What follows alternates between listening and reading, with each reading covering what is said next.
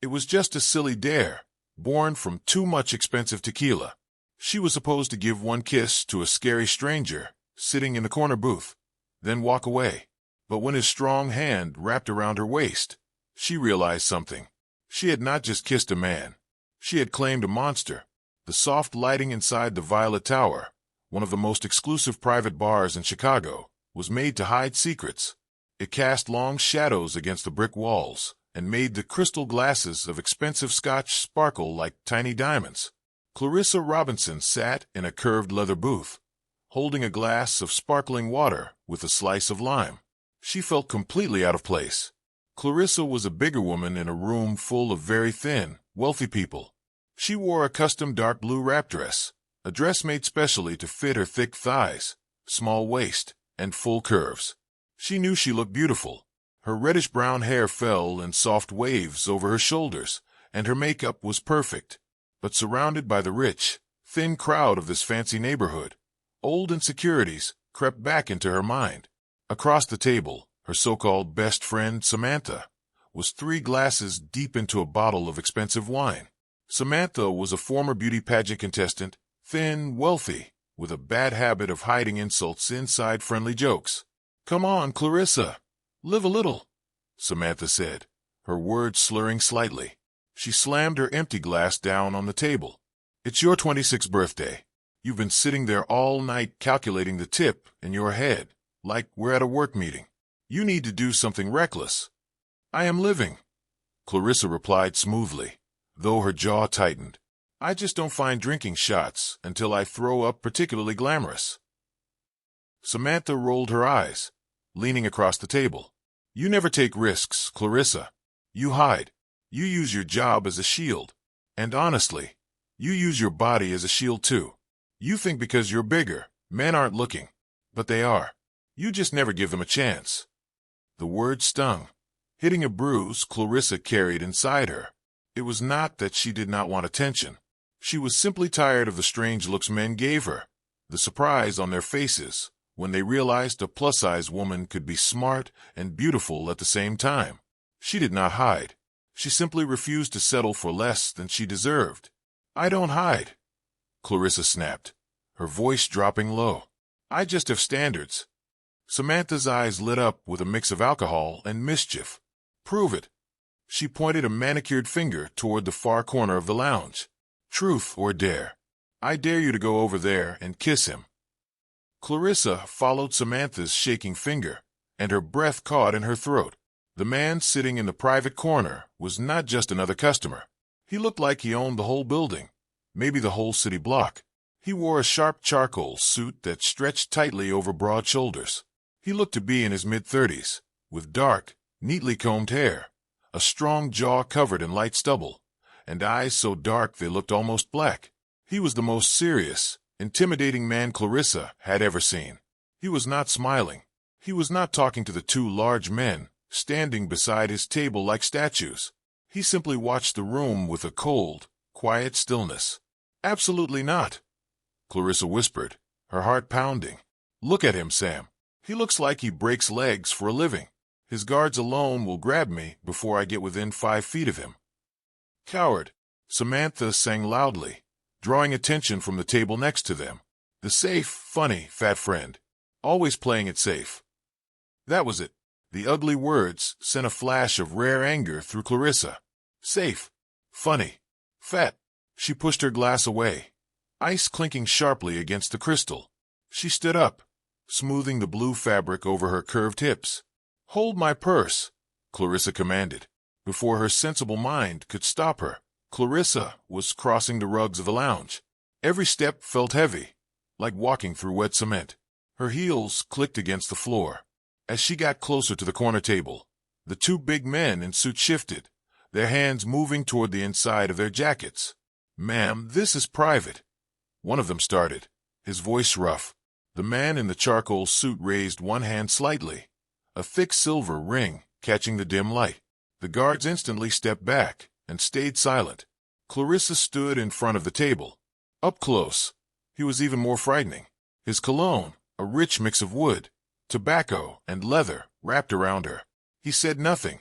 He simply looked up at her, his dark eyes moving slowly over her, then back to her flushed face. There was no surprise in his gaze, only heat. "I'm sorry," Clarissa blurted, her voice shaking slightly. "I lost a bet." Before he could answer, before she could lose her nerve, Clarissa leaned down. She meant to just brush her lips against his cheek, a quick peck to satisfy Samantha's cruel little game. But as she leaned in, he moved. His large hand shot out, wrapping firmly around her waist. He did not grab her roughly, but his grip was completely unmovable. He pulled her forward, off balance, so she fell right onto his lap. Clarissa gasped, but the sound was lost against his mouth. He did not accept the small peck she meant to give. He took the kiss fully. His lips were firm, tasting of rich scotch and danger. He kissed her slowly, with a strange, heavy authority, his other hand sliding up to hold the back of her neck, tangling gently in her hair. Clarissa's whole body felt like it was on fire. She had never been touched like this before, with such intensity, such complete ownership. For a moment, she kissed him back, her hands resting on his broad shoulders, feeling the hard muscle beneath his expensive suit. When he finally pulled back, the entire lounge seemed frozen in silence. Clarissa was breathing hard, her chest rising and falling, her lipstick smudged. She looked into his dark eyes, expecting to see a joke, a smirk, something dismissive. Instead, he brushed his thumb across her lower lip. "You taste like lime," he murmured, his voice a deep, rough sound that sent a shiver down her spine. "What's your name?" "Clarissa." Panic finally broke through the haze in her mind. What had she just done? "I have to go," she stammered. She scrambled off his lap, her legs shaking so badly she almost tripped. "Wait," he said, his voice commanding. But Clarissa did not look back. She practically ran out of the lounge, ignoring Samantha's shocked shouting behind her. She burst out onto the cold, windy street, waving frantically for a taxi. She fell into the back seat, her heart still hammering, her waist still burning from where his large hand had gripped her. She had survived the dare, but the heavy, possessive look in that stranger's eyes told her the game was far from over. The morning light coming into Clarissa's apartment felt painfully bright. She sat at her kitchen counter, drinking 3 painkillers with lukewarm black coffee, typing quickly on her laptop. The memory of a large hand on her waist had kept her tossing all night. She pushed the memory of the kiss out of her mind by focusing on reality. She was a senior financial auditor at a respected firm. She had a mortgage, a strict plan to become partner, and no room in her life for reckless behavior at fancy bars. Today was important. Her company was taking on a huge new client, a large international shipping business, and she had been chosen by her manager to lead the first review of the company's finances. By 9 in the morning, Clarissa was walking through the glass lobby of her office building, looking sharp and professional in a tailored charcoal suit and a crisp white blouse. She felt in control. She was no longer the flustered woman from the bar. She was in charge of her world. She walked into the large boardroom on the top floors. Her boss, David, a nervous man in his 50s, was already pacing back and forth. "Clarissa, thank goodness," David said, wiping sweat from his forehead. "The CEO is coming down personally for this meeting. They move billions through their shipping lines. We cannot afford to lose this account." "Breathe, David," Clarissa said calmly, setting her leather folder on the table. "It's just numbers. I've read their early filings. It's a standard holding company with heavy assets. We'll map their cash flow, flag any problems, and be finished in 3 weeks." The heavy doors of the boardroom opened. The temperature in the room seemed to drop. 4 men walked in. The first 3 were broad-shouldered, sharp-eyed, moving less like office workers and more like a security team. But it was the man walking in the middle who made the breath completely leave Clarissa's lungs. It was him, the stranger from the bar. He wore a navy suit today, a heavy gold watch shining on his wrist.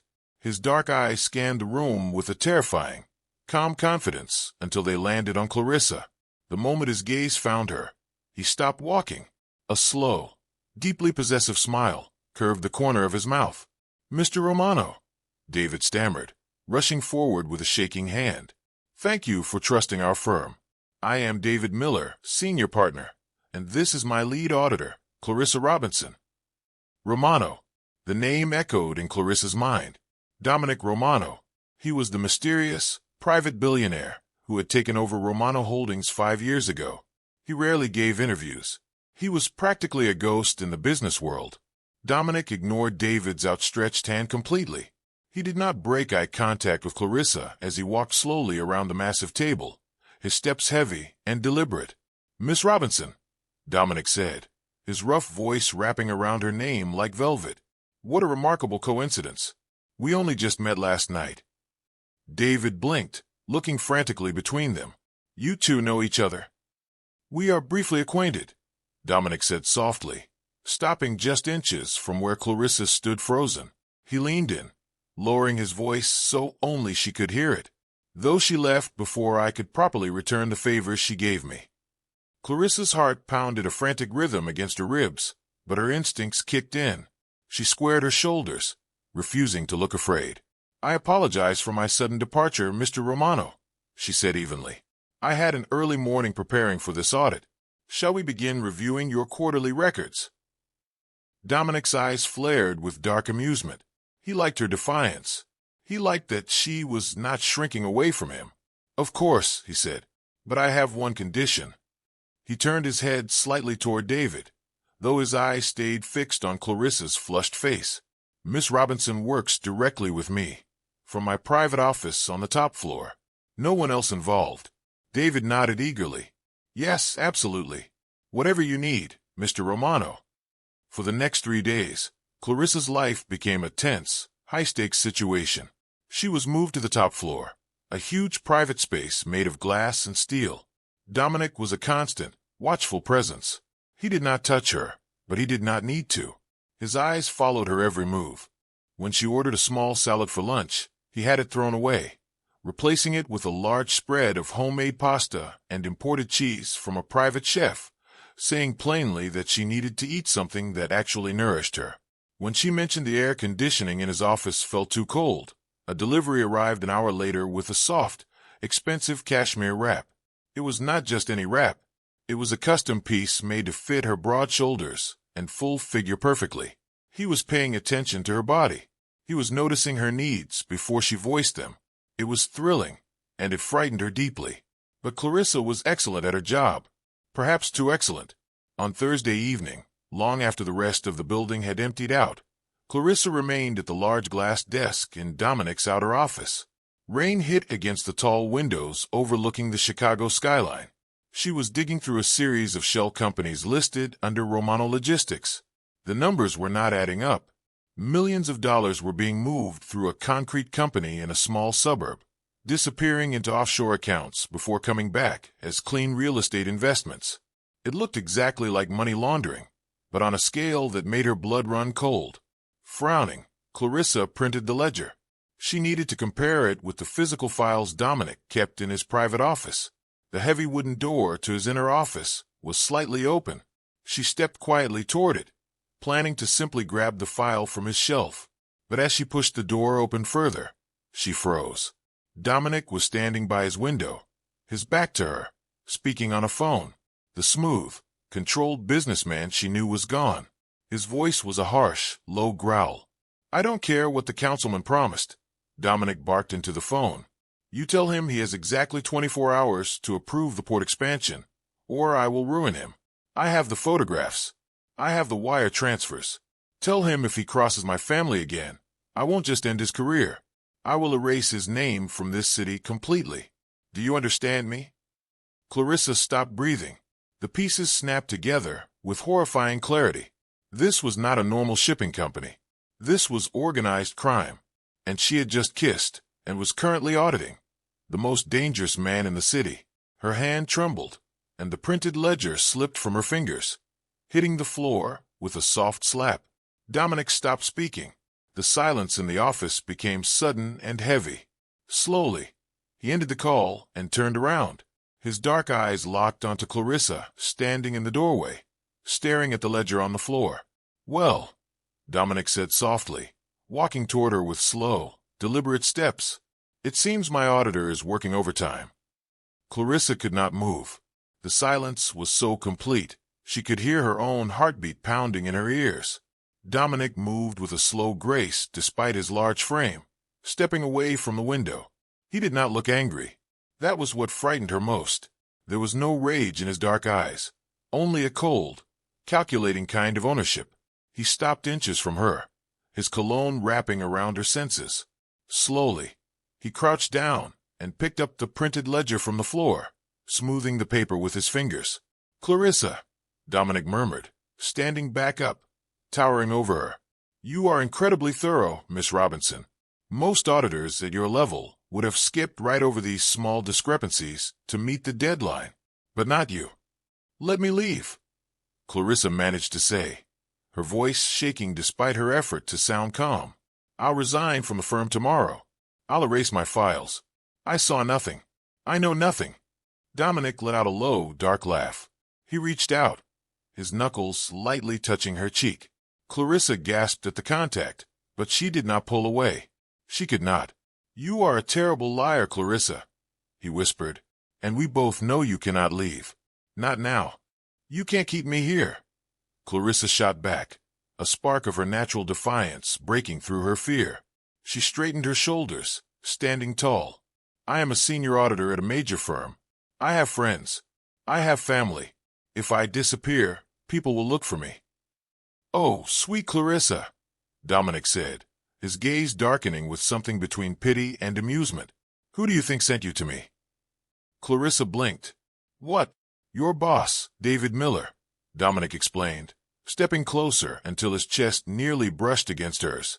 "David has a serious gambling problem. He owes my associates over $2 million from his trips to the casino. When I told him I needed your firm to approve my financial records for a legitimate Newport project, David offered you up." The words hit Clarissa like a physical blow. The air left her lungs completely. "David knows exactly who I am," Dominic continued. "He knew my books were not clean. He put you on this account because he thought you were just an ordinary employee who would sign off on the paperwork to secure your path to partner. And if you looked too deep, he assumed I would quietly remove the problem. He threw you to the wolves, Clarissa, to save himself." Betrayal, sharp and bitter, burned in her throat. Her entire career, her late nights, her sacrifices, it had all been a pawn in a desperate man's dangerous game. "Why are you telling me this?" Clarissa whispered, her eyes shining with unshed tears of pure fury. "Because I don't want to eliminate you," Dominic said. His hand slid from her cheek down to her waist, resting firmly against her hip. The touch felt possessive.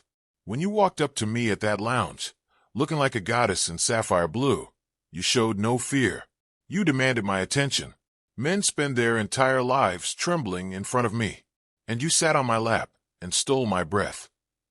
He leaned in closer, his lips brushing near her ear. "You think you need to hide your size, Clarissa?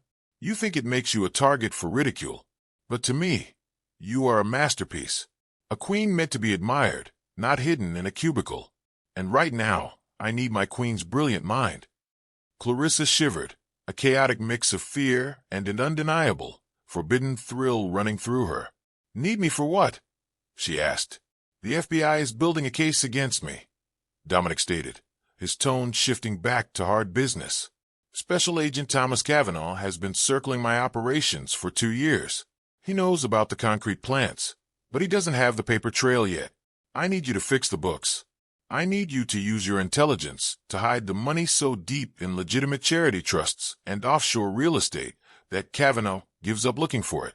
You fix my empire, Clarissa, and I will give you the world." "And if I refuse?" she asked, though the fight was already draining out of her, replaced by something dark and ambitious. Dominic's thumb stroked the fabric of her blazer over her hip. "Then Cavanaugh raids this building by Tuesday. I go to federal prison, and David Miller makes sure you take the fall as the lead auditor who approved the fraudulent accounts. We are bound together now, Clarissa." Clarissa looked into the dark, endless eyes of the most dangerous man in the city. The corporate world had never protected her. Samantha had mocked her. David had sold her out to the Mafia. For the first time in her life, the dangerous man in front of her was the only one offering her real power. Clarissa reached up, her fingers resting against the lapel of his suit. "I want David Miller fired and stripped of his pension," she demanded, her voice clear and steady. "And I want complete control over the trust structuring. You don't question my methods." A triumphant smile broke across Dominic's face. He wrapped his arm fully around her waist, pulling her close against him. Deal. 3 weeks later, the grand hall of a beautiful historic building was filled with wealth and quiet secrets. The annual charity gala was the event of the season, a glittering sea of diamonds, tuxedos, and champagne. Clarissa stood near the massive windows overlooking the dark waters of Lake Michigan. She was no longer the cautious auditor, hiding behind plain suits. Tonight she wore a stunning custom emerald silk gown. The dress had a bold neckline that showed off her figure, cinching tightly at her waist before flowing over her curved hips into a dramatic train behind her. She looked like royalty. She felt powerful. Across the room, Dominic was speaking with 2 state senators and a judge. Every few seconds, his dark eyes flicked through the crowd, tracking her, watching over her. The heavy, possessive weight of his gaze felt like a strange kind of comfort. The last 3 weeks had been a blur of long nights and careful work. Clarissa had completely rebuilt the Romano family's financial structure using her deep knowledge of tax law. She had moved the questionable funds through a maze of clean, legitimate charity trusts, washing the money so thoroughly that it now looked completely legal. "Miss Robinson, or should I say the new chief financial officer of Romano Holdings?" Clarissa turned slowly, her champagne glass held elegantly in one hand. Standing before her was a tall man with graying hair and cold eyes. He flashed a badge from inside his jacket. "Special Agent Thomas Cavanaugh, FBI." He smiled, smug and condescending. "You look stunning tonight. A big upgrade from your modest salary before, wouldn't you say?" Clarissa did not flinch. She took a slow sip of her champagne. "Good evening, Agent Cavanaugh. I'm afraid I don't discuss compensation at charity events." Cavanaugh stepped closer, dropping his voice to a threatening tone. "You think you're clever, don't you? A number cruncher who decided to play mobster. We know about the kiss at the lounge, Clarissa. We know Dominic used you to clean the books. You might have hidden the paper trail for now, but I will tear your life apart. I will subpoena your family. I will freeze your bank accounts. Turn on him now, and I can protect you." Clarissa laughed. It was not a nervous sound. It was dark and confident, and it genuinely surprised the experienced agent. "Protect me?" Clarissa tilted her head, looking at him with something close to pity. "Agent Cavanaugh, you have nothing. I've restructured Romano Holdings into a fortress. Every dollar is accounted for in audited, legitimate philanthropic trusts. If you subpoena me, my legal team, which happens to be the best in the state, will sue the Federal Bureau of Investigation for harassment. You will lose your pension, your badge, and your reputation before this case ever reaches a judge."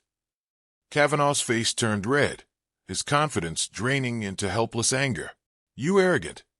Is there a problem here, Agent?" The temperature in the room seemed to drop. Dominic stepped up behind Clarissa, his large presence instantly overshadowing the federal agent. He did not raise his voice, but the quiet threat in his tone made nearby guests subtly step away. His hand came to rest firmly on Clarissa's waist. Cavanaugh glared at Dominic. "Enjoy the party, Romano. The feds never sleep." "Neither do we," Dominic replied coldly. "Now get away from my woman before I have my security throw you into the lake." Cavanaugh sneered but wisely backed away, disappearing into the crowd. Dominic turned Clarissa gently to face him, his dark eyes sweeping over her, ignoring the hundreds of elite guests around them. "Did he upset you?" "Not at all." Clarissa smiled, resting her hands on his chest. "I just reminded him that he's playing checkers, and we own the board." Dominic let out a low breath, leaning his forehead against hers. "You are magnificent," he whispered. "You saved my empire. You saved me." "I just did my job, Mr. Romano," she teased softly. "No," Dominic corrected, his gaze burning with fierce devotion. "You took your throne." Right there, under the tall ceilings of the historic hall, surrounded by the watchful eyes of Chicago's elite, Dominic Romano leaned down and kissed her. It was a kiss that echoed the very first one at the lounge. Commanding, consuming, deeply possessive. But this time, Clarissa was not running away. She wrapped her arms around his neck, kissing him back with all the fierce, unapologetic confidence she had finally learned to embrace. She had been dared to kiss a stranger. In the end, she had become his queen. The gala carried on around them, glasses clinking, soft music playing, but for a long moment neither of them noticed any of it. When they finally pulled apart, Dominic kept his hand firmly on her waist, as if letting go was simply not an option anymore. "They are all watching us," Clarissa murmured, glancing at the crowd of senators, judges, and old money families who had gone quiet at the sight of the kiss. "Let them watch," Dominic said simply. "I want every person in this room to understand exactly who you are to me." Clarissa felt a thrill run through her, sharper than any fear she had carried these past weeks. She had spent her whole life being underestimated, first by men who could not see past her size, then by a friend who used her insecurities as entertainment, then by a boss who had traded her safety for his own debts. Standing here now, in an emerald gown, on the arm of the most powerful man in the city, she felt something she had never felt before. Seen, truly seen, not despite who she was, but because of it. Agent Kavanaugh watched from across the room, his jaw tight, his hands clenched at his sides. He knew he had lost this round. The FBI's case had crumbled the moment Clarissa rebuilt the books into an unbreakable fortress of legitimate paperwork. He turned and walked toward the exit, disappearing into the night, defeated for now. Dominic noticed him leave. A faint, satisfied smile crossed his face. "He won't stop," he said quietly to Clarissa. "Men like him never do. But he also won't touch you. Not anymore." "I'm not afraid of him," Clarissa said, and she meant it. "I know," Dominic replied, brushing a strand of hair from her face. "That's exactly why I need you beside me. Not behind me, beside me." Later that night, they left the gala together, stepping out into the cool air along the lakefront. The city lights reflected off the dark water, and for the first time in weeks, Clarissa felt no rush, no deadline, no fear pressing on her chest. She simply walked beside Dominic, her hand resting naturally in his. "Tell me something," she said as they walked. "Why me? You could have anyone in this city. Powerful women, beautiful women, women who already understand your world." Dominic considered the question seriously, which surprised her. He was not a man who answered things carelessly. "I have met plenty of women who understood my world," he said. "They understood the money, the danger, the power. But they were drawn to what I have, not who I am. You walked up to me knowing nothing about my world, and you were terrified. You told me so yourself. And still, you did not shrink. You did not flatter me. You challenged me, from the very first moment, without even trying to." "That was mostly stubbornness," Clarissa admitted, a small laugh escaping her. "And a very cruel friend." "Whatever it was," Dominic said, stopping to face her fully, "it showed me something I had stopped believing existed. Someone who would stand her ground in front of me, not because she wanted something from me, but because she refused to be small for anyone." Clarissa's chest tightened with an emotion she did not have a name for yet. It was not simple attraction anymore. It had grown into something steadier, something that felt disturbingly close to trust. "This is dangerous," she said softly, more to herself than to him. "All of it. You, me, this life." "Yes," Dominic agreed, without hesitation or apology. "It is dangerous. I will not lie to you about that. But I will also never let anything in this world touch you without going through me first." It was not a romantic promise wrapped in soft words. It was a simple, blunt statement of fact, delivered the same way he delivered every threat, every deal, every command. And somehow, that honesty meant more to Clarissa than any gentle promise ever could have. They reached his car, parked at the curb with Dominic's driver waiting patiently. Before getting in, Clarissa turned back to look at the glowing windows of the gala behind them. The world of polished lies and careful smiles she used to believe was the safest place to hide. She did not belong to that world anymore. She belonged to something far more honest in its danger, and far more real in its devotion. Months passed, and the city slowly learned to accept the truth that Clarissa Robinson was no longer simply an auditor. She had become the quiet, brilliant force running the financial heart of the Romano Empire, and everyone who mattered in Chicago knew better than to underestimate her. David Miller was gone within a week of the gala. Dominic kept his promise, stripping him of his pension and his position at the firm. Clarissa felt no guilt about it. A man who had thrown her to a dangerous stranger to save his own skin deserved no mercy, and she gave him none. Samantha, too, faded quietly out of her life. The friendship had been built on cruelty disguised as honesty, and Clarissa no longer had room for people who only saw her as something to laugh at. Instead, her days were filled with real purpose. She oversaw trust structures, worth hundreds of millions of dollars. She sat in on high-level meetings where powerful men who once looked past her now listened carefully to every word she said. She was not simply Dominic Romano's woman. She was the mind behind the empire's survival, and everyone who worked with the Romano family understood that crossing Clarissa meant crossing Dominic himself. Agent Kavanaugh did not give up easily. For months, he continued digging, searching for any crack in the financial fortress Clarissa had built. But every path led to dead ends, legitimate paperwork, audited trusts, legal charity foundations that could not be touched. Eventually, his superiors pulled him off the case entirely, redirecting FBI resources toward more promising targets. The last anyone heard, Kavanaugh had been transferred to a quiet desk job far from Chicago. His obsession with Dominic Romano finally put to rest. Dominic never spoke of business at home. Their penthouse apartment, high above the city, became a place completely separate from the world of shipping lanes, shell companies, and dangerous men in dark suits. There, he was simply Dominic, a man who brought her coffee in the mornings, who listened when she talked about her day, who looked at her like she was the only person in the room, every single time. One evening, nearly a year after the night of the dare, Clarissa stood on the balcony of their apartment, watching the lights of the city stretch out toward the lake. Dominic came up behind her, wrapping his arms around her waist, resting his chin against her shoulder. "You're thinking too hard again," he murmured. "I was just remembering," Clarissa said, leaning back into him. "That stupid dare. If Samantha hadn't pushed me that night, I never would have walked up to you." "You would have found your way to me eventually," Dominic said, a quiet certainty in his voice. "People like us always find each other." Clarissa turned in his arms to face him. "People like us. People who refuse to be small," Dominic said simply. "People who were told their whole lives to shrink, to apologize for taking up space, and decided instead to take up all of it." She smiled, resting her hand against his chest, feeling the steady beat of his heart beneath her palm.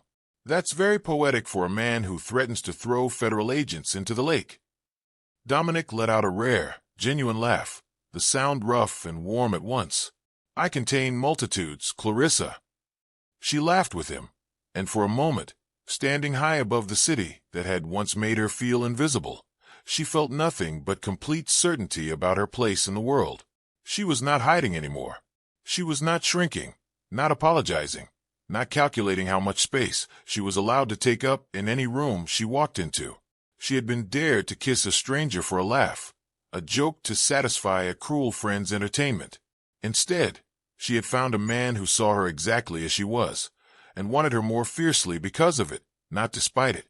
The empire he had built through danger and fear had become, in some strange and complicated way, the safest place she had ever known. Dominic pressed a slow kiss to her forehead, then to her temple, then finally to her lips, soft this time. None of the hunger of that very first night in the lounge, only the quiet steadiness of two people who had chosen each other completely. "I love you," Dominic said against her lips, the word simple and unshakable, spoken the same way he spoke every truth, without hesitation or apology. "I love you too," Clarissa answered, and she meant every word of it. Below them, the city carried on exactly as it always had, full of secrets, danger, and quiet deals made in the shadows. But high above it all, in the glowing penthouse overlooking Lake Michigan, a plus-size woman, who had once been told to make herself smaller, stood wrapped in the arms of the most powerful man in Chicago, finally, completely, unapologetically herself.